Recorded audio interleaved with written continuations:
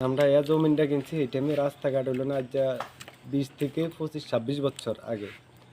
এখন এই জমিন আছে খাদ, এই জমিনে আমরা বালু উঠেছি 500 লাখ টাকার। হের বাপে যে দাবি করে হের বাপে সহিত থাকে এই জমিনটা বেচছে আরো 7 জনের সহিত আমার করতে না। মূল মালিক হলো জমকারা আমার ফাঁসওয়ালারা। এখন আমাদেরকে জমিন বেচছে এরা ফট করে আজ 25-26 বছর পর আয়া হবার কয় তারা এই জমিন ফানা।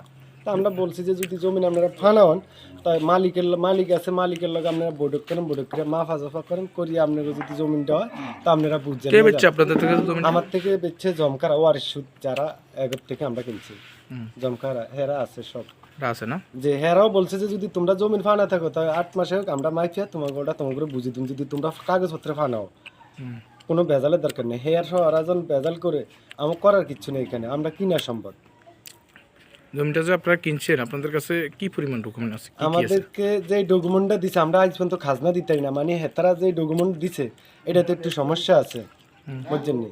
হেতারা মানে হেতাকে ডিবি দিয়া আমাদের রেজিস্ট্রি দেনা দিছে জামালের ডিবি দিয়া, কিন্তু গোয়ারে সুদ বাকির সই দিছে।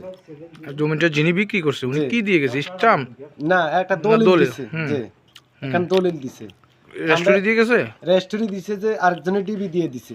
এখানে আমরা এত বছর পর্যন্ত খাজনাও দিতে পারি না। আজকে কত বছর আপনার জমি? আজকে কিনছি আমরা প্রায় 25 বছর হয়ে গেছে। আপনার জমি কিনছেন কার কাছ থেকে? আমরা কিনছি মূল জমকাগো ওয়ারিশের থেকে। নাম কি ওনার? নাম হলো একজন এরা আছে 28 জনই আছে। আচ্ছা।